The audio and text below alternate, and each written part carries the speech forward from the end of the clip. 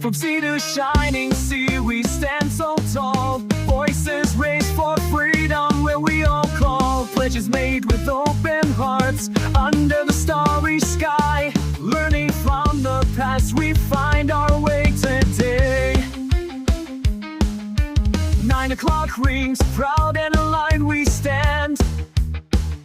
TFs whisper softly, bravery we understand. Rising together through trials and strife, our unity strong like a bond of life. We gather at 9, hand in hand we hold. For freedom's sake, our voices bold and bold. Through history's lessons, we find our strength. Together we rise, with hope and our length. From every corner, we come with a purpose, united in spirit and freedom's great trust. No matter the challenge, we face it as one, with open hearts and minds. Our future is one. TFs echo softly, a symbol of might. Bravery in our hearts, in unity we fight. We gather at 9, hand in hand we'll hold. For freedom's sake, our voices bold and bold. Through history's lessons, we find our strength. Together we rise, with hope as our length.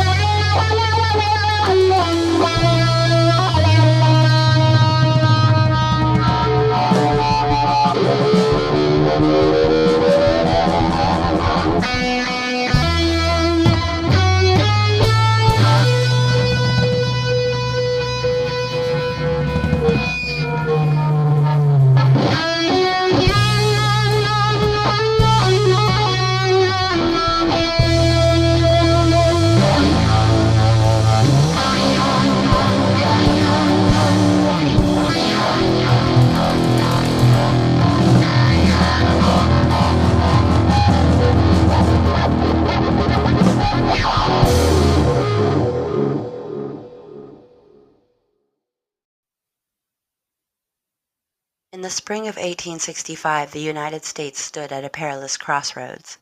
The Civil War was drawing to a bloody close after 4 harrowing years. Hundreds of thousands of lives had been lost. Cities lay in ruins. The Confederate capital at Richmond had fallen, and on April 9th, Confederate General Robert E. Lee surrendered to Union General Ulysses S. Grant at Appomattox Courthouse. For President Abraham Lincoln, the long-awaited dawn of peace had finally broken, but that fragile peace would be shattered just 5 days later. On the night of April 14, 1865, Lincoln attended a play at Ford's Theater. There, in one of the most infamous acts in American history, actor and Confederate sympathizer John Wilkes Booth slipped into the president's box and fired a single fatal shot. John Wilkes Booth was 26 years old when he assassinated Lincoln. Born in Maryland to a prominent family of actors, he had been a rising star on stage before the war. But his passions extended far beyond theater. A fierce supporter of the Confederacy and its cause, Booth opposed the abolition of slavery and despised Lincoln's leadership. Initially, Booth had plotted merely to kidnap the president and leverage him for the release of Confederate prisoners. But as the South collapsed and the war ended, his plan evolved into murder. The act, he believed, would plunge the Union into chaos and reignite the Confederate cause. After firing the shot, Booth leaped from the box onto the stage, reportedly shouting "Sic semper tyrannis," thus always to tyrants. Despite breaking his leg in the fall, he escaped the theater and launched a desperate 12-day flight through the Maryland and Virginia countryside, aided by Confederate sympathizers. Booth was finally cornered on April 26, 1865, at a tobacco barn on Garrett's Farm in Virginia. Refusing to surrender, he was shot by Union soldiers. When he died, they searched his body and found several personal items, including a small, red leather-covered date book, roughly the size of a hand. It would become the centerpiece of one of the most enduring mysteries of the Civil War. Though often called a diary, the object was actually a memorandum book, published by a Washington stationer. Inside were scattered entries in Booth's careful handwriting. He had written most of them during his days on the run following Lincoln's death. Yet when the diary was later turned over to the War Department, something peculiar was noted. 12 pages had been cut out, neatly, deliberately, removed with a blade. The discovery of the missing pages quickly became a source of intrigue. The logical question arose: who had removed them, and what did they contain? Some historians believed Booth had removed the pages himself, perhaps to erase earlier incriminating details or to dispose of irrelevant notes. Others pointed to a more unsettling possibility, that someone in the government had excised the pages to suppress information Booth had written in the final days of his life. Theories abounded. One conjecture held that Booth had named co-conspirators in the plot to assassinate Lincoln, individuals too politically sensitive to implicate. Another theory suggested the pages referenced Southern sympathizers in the North, or even hinted at involvement beyond Booth's immediate circle.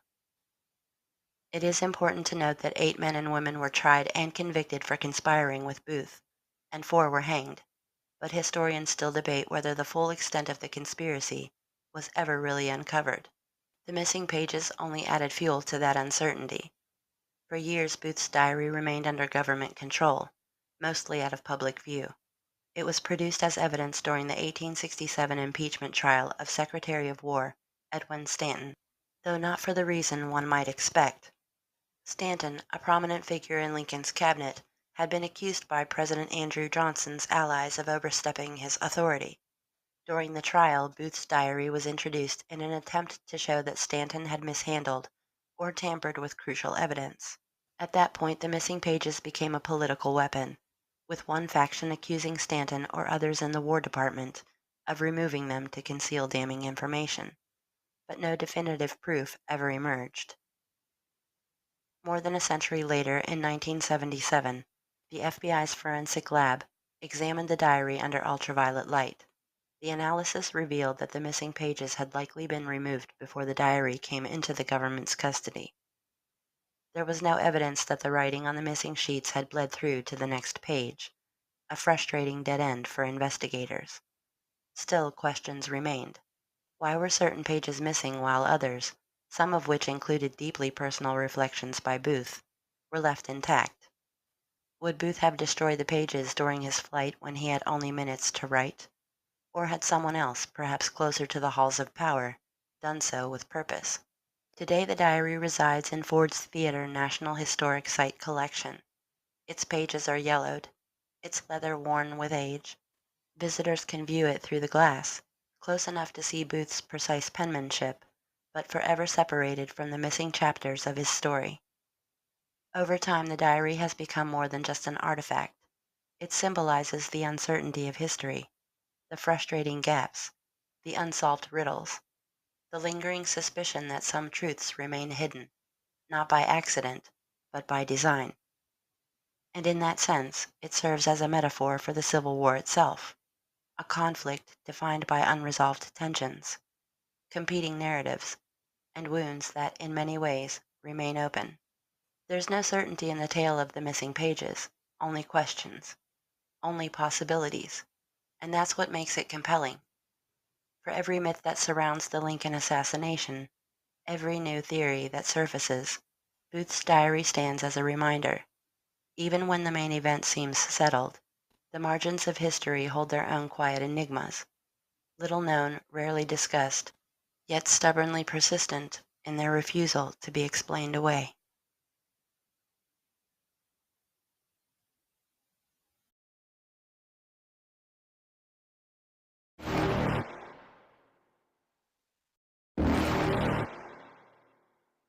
You're never gonna make it, you're not good enough. There's a million other people with the same stuff. You really think you're different? Man, you must be kidding. Think you're gonna hit it, but you just don't get it. It's impossible, it's not probable, you're irresponsible. Too many obstacles, you gotta stop it, yo. You gotta take it slow, you can't be a pro, don't waste your time no more. Who the fuck are you to tell me what to do? I don't give a damn if you say you disapprove. I'm gonna make my move, I'm gonna make it soon, and I'll do it cause it's what I wanna fucking do. Cause all these opinions and all these positions, they come in millions, they blocking your vision. But no, you can't listen, that shit is all fiction. Cause you hold the power as long as you're dreaming. There's no way that you make it, and maybe you can fake it, but you're never gonna make it. Are you just gonna take that? Make them take it all back. Don't tell me you believe that. Are you just gonna take that? Or will you fucking fight back?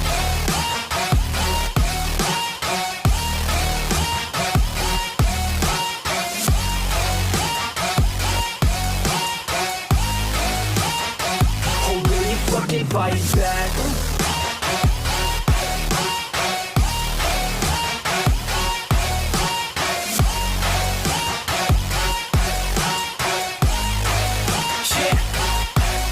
You ain't gonna make it, you ain't never ever gonna break it. You can never beat them and they're better than you face it. Thinking that they give a damn, you're not thinking straight, kid. No, they don't give a damn, you got what I'm saying? I'm not fucking playing, I'll give it to you straight, man. There's too many others and you're not that great, man. Stop what you're saying, stop what you're making. Everybody here knows that you just faking. Nah, I don't wanna hear it anymore, I don't wanna hear it anymore. All these fucking thoughts, they are not what I need anymore. I'm about to shut the motherfucking door on all you poor ass haters with your heads in the clouds, talking out loud so proud. You better shut your goddamn mouth before I do more speak out. It's about to head south. You're never gonna make it. There's no way that you make it. And maybe you can fake it, but you're never gonna make it. Are you just gonna take that? Make them take it all back. Don't tell me you believe that. Are you just gonna take that? Or will you fucking fight back?